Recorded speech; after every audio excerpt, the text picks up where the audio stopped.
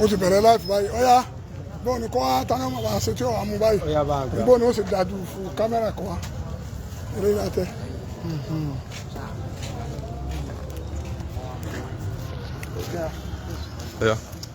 قبر مولانا الملاك الشيخ آدم عبد الله الإلوري قبر مولانا أو سنة نجومي أنا سيارة قبور أسمع ترى أدواء سنة ترى أدواء ترى أدواء ìtọ́lá àdúrà táwọn tọ́ àdúrà fún ọkàn náà wọ́n ń balẹ̀ yí pé wọ́n náà ń ṣàdúrà fún yẹn àwọn màláíkà ọmọ àṣetá bó ti ń tọrọ orí nǹkan mi wọ́n náà gùn wọ́n náà gbé àbùkátà rẹ̀. àmín. fún àtọ́lá wọn ni ká ṣe oúnjẹ tukuma ẹbẹ́ ẹ̀kọ́ tukuma tukumoru ya ọ̀rọ̀ tọ́lá ni ká ṣe oúnjẹ rẹ̀ Onyama of Marcus ó kọjá mi fún un pé kò ní Onyama tí kò bá ní Onyama èèyàn rẹ̀ oyin ọjọ́ èèyàn bú àmọ́ oyin ọmọ of Marcus ìgbà tó yin jẹ tí wàá bọ̀ pé èèyàn rẹ̀ oyin ọmọ of Marcus làwọn apàdé ní kọ́bùrù Sheikh Adam Abdullahi lórí àwọn àrípẹ́ kò sí torí ànábì Muhammad sallallahu alayhi wa sallam ọgbọ́n lẹ́nu àdúfà gbagba oníyúta yawmul qiyamati bil Qur'ani wa alihi alladhina kanu ya'maluna bihi fid dunya تقدمه سورة البقرة وآل عمران تحاجان عن صاحبهما وقال عمر بن الخطاب رضي الله تعالى عنه قال إن الله تعالى يرفع بهذا الكتاب أقواما ويدعو به آخرين وقال عثمان بن عفان خيركم من تعلم القرآن وعلمه ويستفدنا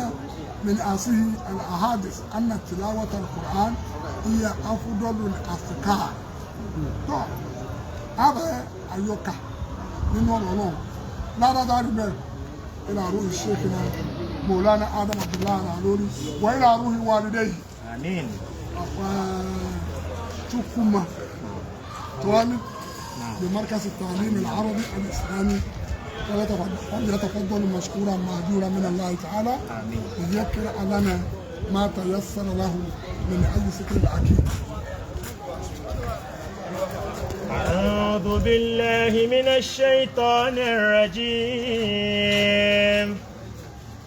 بسم الله الرحمن الرحيم. الله لا إله إلا هو الحي القيوم لا تأخذه سنة ولا نوم له ما في السماوات وما في الأرض من ذا الذي يشفع عنده إلا بإذنه يعلم ما بين أيديهم وما خلفهم ولا يحيطون بشيء من علمه إلا بما شاء وسع كرسيه السماوات والأرض ولا يؤوده حفظهما وهو العلي العظيم. بسم الله الرحمن الرحيم. إنا أنزلناه في ليلة القدر وما أدراك ما ليلة القدر. ليلة القدر خير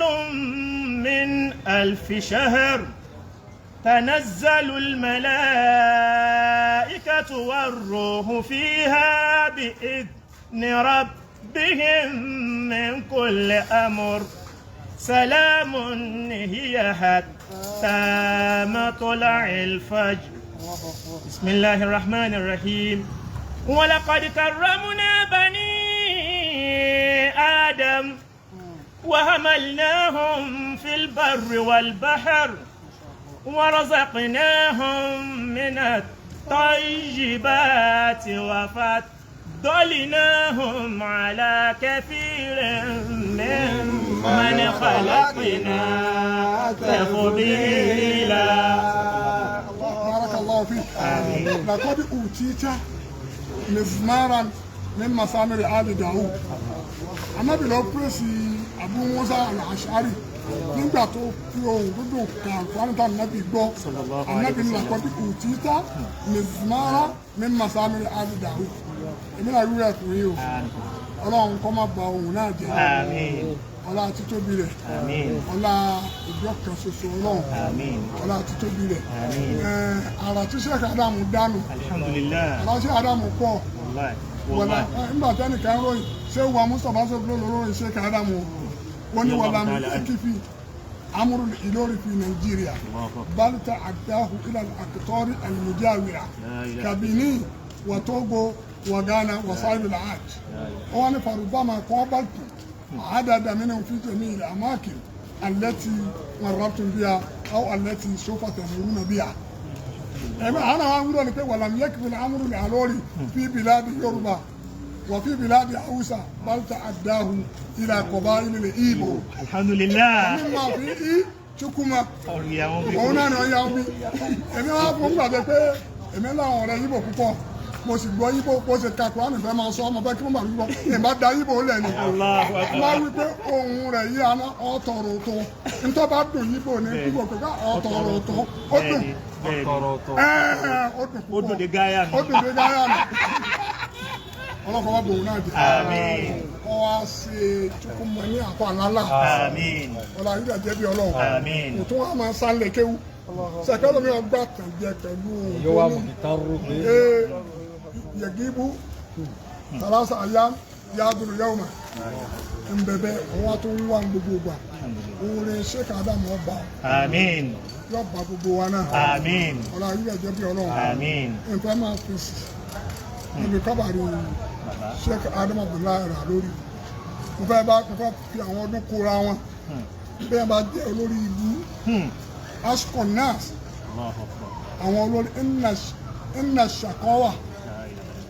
bí ṣèkíyàn láwù bẹ́ẹ̀ bá jẹ́ lérí ibú láyé tí ó sì níre láyé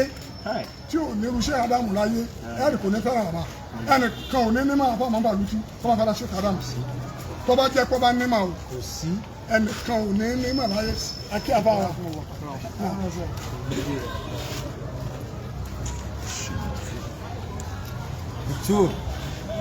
ẹnìkan kò ní ní máa láyé ọmọ fẹ́ràn Sheikh Adamu tó bá níwọ̀n o tó sì jẹ́ mọ́fúlẹ́sì àmọ́tẹ́ ẹ bá rẹ́ nìkan tí ń sọ̀sọ̀kúsọ ẹ gbà pé kó mú bàbá rẹ̀ wá kí náà Sheikh Adamu kọ yìí àbá òrò lè kọ́ kó gbé síta kó gbé tíra tó bá kọ síta. ẹ̀rọ parọ́ kúrọ́ ká. èsì ẹni tí máa dùn mí bẹ́ẹ̀ lẹ́yìn bá wá fèsì ń jọ dákìmá fèsì yàn ó kú kínní sáwọn òbú aláàjì kéke sáwọn tó bú aláàjì kéke wọ́n bú aláàjì àgbà náà èyí òun lèmi sọ pé mi ò ní gbà káńdé Jackman wọn àbá Jackman wọn ò bú àpá rẹ̀ lọ́wọ́ bú àpá ìmìnà kọ̀ọ̀kan tí ọba Jackman jà àná yìí bú àpá rẹ̀ lọ́kọ̀ di handicap òun náà tún lè jẹ́ nǹkan àrẹ́sẹ̀ wọn jáde sí kàńjẹta ìrètí èsì lérí ẹ̀ pé ọ̀rọ̀ Sheikh Adamu ṣe kò sí whoever tí mo lè ti dú ẹni tó ń ti dú òun ti dú Sheikh Adamu ìpẹ̀lú rẹ̀ lọ́rọ̀ àmọ́ fẹ́ máa sọ̀rọ̀ ní ìhà kọ̀ọ̀kọ̀ ní bàbá ńlá bàbá rẹ̀ níbi tó ti sẹ̀ òdodo lèmi ó sì sọ ìfúnbá tẹ̀lé àkàrà Sheikh Adamu kò ní tí èsì ẹnìkan dá lè kéwù kẹlẹ kì í ṣe lè kéwù kan lọ́tọ̀ wàrà ọwọ́ abẹnú ara rẹ̀ sọ ẹ mú ìsìlátàtì wá tẹnìkan bá lóun ṣàlákà rẹ̀ níbi lè kéwù dálẹ̀ ìsìlátàtì tọwọ́ búra Sheikh Adamu ti yẹn gbọ́rọ̀ ìzàn ìfẹ́kọ́rọ̀ pọ̀pọ̀ àmọ́ àfa Sheikh Adamu ó ti yẹn gbọ́rọ̀ kó tó lọ ọmọ akéwà náà yẹn gbú ẹ̀ nígbà tó tí àfa Adamu Namadi sọ̀rọ̀ Sheikh Adamu ó nípa iná ní màásírátàn hiriman wal muhasaba udwan ó ti sọ bẹ́ẹ̀ pé a máa rí hasad bógùdù kàràhíyà èèyàn máa rí bẹ́ẹ̀ ṣé oṣù tó náà sọ bẹ́ẹ̀ wákà min akabatin wákà min su'ubatin wákà min arkalatin yàdọ̀ wà fi torí kí aláàdá ọlọ́run tó gbé Sheikh Adamu náà lékè àwọn ọmọ rẹ̀ náà yóò gbé alékè. Àmín. وإن جندنا لهم الغالبون. كتب الله لأغلبن أنا ورسلي الله ló ti sọ bẹ́ẹ̀ إن الله لا يضيع أجر المحسنين ọ̀rọ̀ pọ̀ àmọ́ tí náà bẹ̀rẹ̀ mọ́ bàlùtì tí ẹ̀ bá bẹ̀rẹ̀ ọ̀rọ̀ nísìnyí tí ẹni wọ́n wà ní. ẹni tí ń sọ̀rọ̀ ẹ̀ sọ fún fa iná àrùbá àwọ̀lù alikalamu òwe òun ní síwájú jà ẹ lọ sí kẹlẹkẹlẹ ẹ lọ sí ọmọ tòbí yàrá yàrá bá ń lẹ́jọ́ má bí dá má bẹ̀rẹ̀ sí kọ́ aṣọ pé nǹkankan subhana man la ilaha illa huwa khata wa fawqa kulli shay'in alim subhana rabbika rabbil izzati amma yasifun wa salamun